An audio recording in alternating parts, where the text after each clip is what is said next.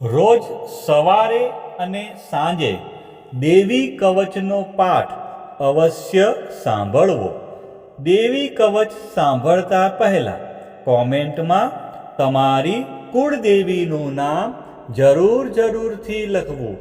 હવે આપણે દેવી કવચનો પાઠ શરૂ કરીશું. ઓમ ચંડિકા દેવીને નમસ્કાર. માર્કંડેયજીએ કહ્યું, હે પિતામહ, જે આ સંસારમાં પરમ ગોપનીય અને મનુષ્યનું બધી રીતે રક્ષણ કરનારું છે, અને જેને તમે અત્યાર સુધી બીજા કોઈ સામે પ્રગટ ન કર્યું હોય એવું કોઈ સાધન મને કહી બતાવો. બ્રહ્માજી બોલ્યા, હે બ્રાહ્મણ, એવું સાધન તો એકમાત્ર દેવીનું કવચ જ છે, જે ગોપનીય કરતાં પણ પરમ ગોપનીય, પવિત્ર તથા બધા પ્રાણીઓ ઉપર ઉપકાર કરનારું છે. હે મહામુનિ, તે તમે ધ્યાનથી સાંભળો. દેવીની 9 મૂર્તિઓ છે. તેમને નવદુર્ગા કહે છે. તેમના અલગ અલગ નામો બતાવવામાં આવે છે. પહેલું નામ શૈલપુત્રી છે, બીજું નામ બ્રહ્મચારિણી છે, ત્રીજું ચંદ્રઘંટાના નામે પ્રસિદ્ધ છે, ચોથી મૂર્તિને કુષ્માંડા કહે છે, પાંચમી દુર્ગાનું નામ સ્કંદમાતા છે, છઠ્ઠી દુર્ગાનું નામ કાત્યાયની છે, સાતમું સ્વરૂપ એટલે કાલરાત્રિ, આઠમું સ્વરૂપ એટલે મહાગૌરી અને નવમી દુર્ગા એટલે સિદ્ધિદાત્રી. આ બધા નામ વેદ ભગવાન દ્વારા કહેવાયા છે. જ્યારે કોઈ મનુષ્ય અગ્નિથી સળગી રહ્યો હોય, યુદ્ધભૂમિમાં શત્રુઓથી ઘેરાઈ ગયો હોય તથા કોઈ ભયથી ડરી ગયો હોય અને મા દુર્ગાનું શરણ લીધું હોય, તેનું ક્યારેય કોઈ અમંગળ થતું નથી. યુદ્ધના સમયે મુશ્કેલી હોવા છતાં પણ તેને કોઈ વિપત્તિ ઉદ્ભવતી નથી. તેને શોક, દુઃખ અને ભય પ્રાપ્ત થતા નથી. જેમણે દેવીનું ભક્તિપૂર્વક સ્મરણ કર્યું છે, તેમનો અભ્યુદય નક્કી છે. હે દેવી, જેઓ તમારું ચિંતન કરે છે, તેમનું તમે ચોક્કસ કલ્યાણ કરો છો, તેમનું તમે ચોક્કસ રક્ષણ કરો છો. ચામુંડા દેવી પ્રેત ઉપર આરૂઢ થયેલા હોય છે અને વારાહી પાડા પર સવારી કરે છે. ઐન્દ્રીનું વાહન ઐરાવત હાથી છે. વૈષ્ણવી ગરુડ પર આવે છે અને માહેશ્વરી આખલા પર આરૂઢ થયેલા છે. કૌમારીનું વાહન મોર છે. વિષ્ણુ પ્રિય લક્ષ્મી કમળ પર વિરાજમાન છે અને તેમના હાથમાં લાલ કમળ છે. આખલા પર આરૂઢ થયેલ દેવી ઈશ્વરીએ શ્વેત વસ્ત્ર ધારણ કરી રાખ્યા છે. બ્રાહ્મી હંસ પર બેઠેલા છે અને બધા જ આભૂષણો ધારણ કર્યા છે. આ બધી દેવીઓ માતાઓ યોગ શક્તિથી સંપન્ન છે, જેઓ અનેકવિધ આભૂષણો પહેરવાથી શોભે છે. તેમણે અનેક રત્નો ધારણ કર્યા છે, ક્રોધથી ભરેલી છે અને ભક્તોનું રક્ષણ કરવા રથમાં બેઠેલી છે. આ દેવીઓના હાથમાં શંખ, ચક્ર, ગદા, શક્તિ, હળ, મૂષળ, ખેટક, તોમર, કુહાડી, દોરડું, કુંત, ત્રિશૂળ અને ઉત્તમ પ્રકારના ધનુષ્ય ધારણ કરેલા છે. દૈત્યોના શરીરનો નાશ કરવો અને ભક્તોને અભયદાન આપવું, દેવતાઓનું હિત કરવું એ તેમના શસ્ત્ર ધારણનો ઉદ્દેશ છે. મહારૌદ્ર રૂપ, અત્યંત ઘોર પરાક્રમી, મહાબલી અને મહા ઉત્સાહયુક્ત હે દેવી, તમે મહાન ભયનો નાશ કરનારા છો. તમને મારા નમસ્કાર છે. તમારી સામે જોવું પણ મુશ્કેલ છે. શત્રુઓનો ભય વધારનારા હે જગદંબિકા, મારું રક્ષણ કરો.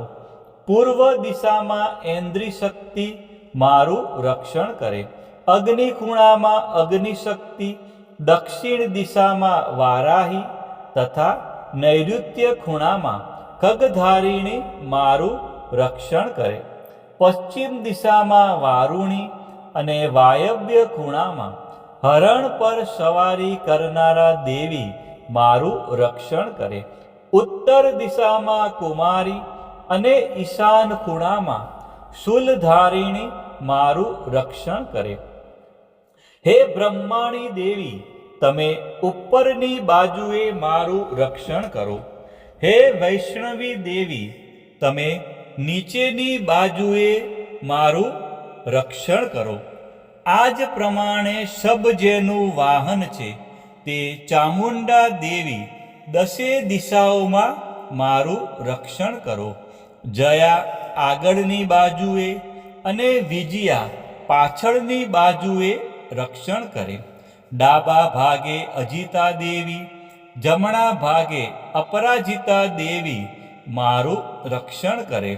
ઉદ્યોતિની શિખાનું રક્ષણ કરે અને ઉમા દેવી મારા મસ્તક પર વિરાજિત થઈને મારું રક્ષણ કરે.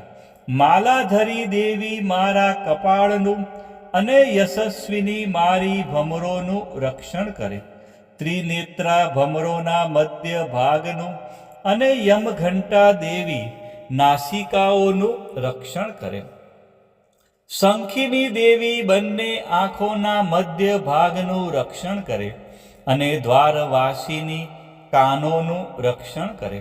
કાલિકા દેવી ગાલોનું તથા સાંકરી દેવી કાનોના મૂળ ભાગોની રક્ષા કરે. સુગંધા દેવી નાસિકાઓની અને ચર્ચિકા દેવી ઉપરના હોઠનું રક્ષણ કરે. અમૃતકલા નીચેના હોઠનું અને સરસ્વતી જીભનું રક્ષણ કરે. કૌમારી દેવી મારા દાંતોનું અને ચંડિકા દેવી કંઠ ભાગોનું રક્ષણ કરે. ચિત્રઘંટા દેવી ગળાની ઘંટિકાનું અને મહામાયા દેવી તાળવાનું રક્ષણ કરે. કામાક્ષી દેવી દાઢીનું અને સર્વમંગલા દેવી મારી વાણીનું રક્ષણ કરે. નીલગ્રીવા દેવી કંઠના બહારના ભાગનું અને અન્નનલિકાનું કૌબેરી દેવી રક્ષણ કરે. ખગીની દેવી બંને ખભાઓનું અને વ્રજધારિણી દેવી મારા બંને બાહુઓનું રક્ષણ કરે. દંડીની દેવી બંને હાથોનું અને અંબિકા દેવી આંગળીઓનું રક્ષણ કરે. સુલેશ્વરી નખોનું રક્ષણ કરે અને કુલેશ્વરી દેવી કુખ અને પેટનું રક્ષણ કરે. મહાદેવી બંને સ્તનોનું અને શોક વિનાશીની દેવી મનનું રક્ષણ કરે. લલિતા દેવી હૃદયનું અને શૂલધારિણી દેવી ઉદરનું રક્ષણ કરે. કામિની દેવી નાભીનું અને ગુહેશ્વરી દેવી ગુહ ભાગનું રક્ષણ કરે. પૂતના દેવી અને કામિકા દેવી લિંગનું અને પાડાને વાહન બનાવનાર દેવી ગુદાનું રક્ષણ કરે. ભગવતી દેવી કટી પ્રદેશનું અને ઘૂંટણોની રક્ષા વિંધ્યવાસીની દેવી કરે. સર્વ કામનાઓ પૂરી કરનારા દેવી જંઘાઓનું રક્ષણ કરે. નારસિંહી દેવી પિંડીઓનું રક્ષણ કરે. તૈજસી દેવી બંને પગોના પૃષ્ઠ ભાગનું રક્ષણ કરે. શ્રીદેવી પગોની આંગળીઓનું અને તલવાસીની દેવી પગના તળિયાનું રક્ષણ કરે. પોતાની વિકરાળ દાઢોથી ભયંકર દેખાતા કરાલી દેવી નખોનું અને ઉદ્ધવ કેશીની દેવી વાળનું રક્ષણ કરે. કૌબેરી દેવી રૂવાટીના છિદ્રોનું અને વાઘેશ્વરી ત્વચાનું રક્ષણ કરે. પાર્વતી દેવી રક્ત, મજ્જા, વસા, માંસ, હાડકા અને મેદનું રક્ષણ કરે. પદ્માવતી દેવી કમળ કોષોના મૂળ ભાગનું રક્ષણ કરે અને ચૂડામણી દેવી કફનું રક્ષણ કરે. જ્વાળામુખી નખોના તેજનું અને અભેગા સમસ્ત સાંધાઓનું રક્ષણ કરે. એ બ્રહ્માણી દેવી, તમે મારા વીર્યનું રક્ષણ કરો. હે છત્રેશ્વરી દેવી, મારી છાયાનું રક્ષણ કરો. હે ધર્મધારિણી દેવી, મારા અહંકાર, મન અને બુદ્ધિનું તેમજ હે વ્રજ ધારણ કરનારા દેવી, મારા પ્રાણ, અપાન, વ્યાન, ઉદાન અને સમાનનું રક્ષણ કરો. કલ્યાણથી શોભતા હે દેવી, મારા પ્રાણનું રક્ષણ કરો. યોગીની દેવી, રસ, રૂપ, ગંધ, શબ્દ અને સ્પર્શનું અને હે નારાયણી દેવી, તમે મારા સત્વ, રજ અને તમો ગુણનું રક્ષણ કરો.